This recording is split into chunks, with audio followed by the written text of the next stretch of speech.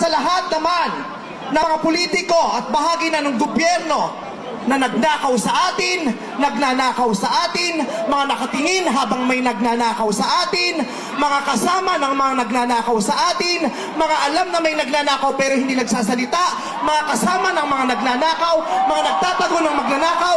Isa lang ang gusto namin sabihin sa inyong lahat: patawad kay Father, pero putang ina ninyo! Kaputa-putahan ng mga putang ina nyo! Katatapos lang ng misa, pero Panginoon, patawarin nyo kami, pero totoo yan. Ito ang wika ng lahat ng mga Pilipinong ninakawan: putang ina nyo! Putang ina nyo! Putang ina nyo! Putang ina nyo! Putang ina nyo!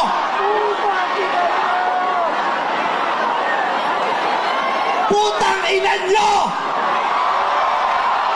Tapos na ang panahon ng mga mababait at ng mga resilient.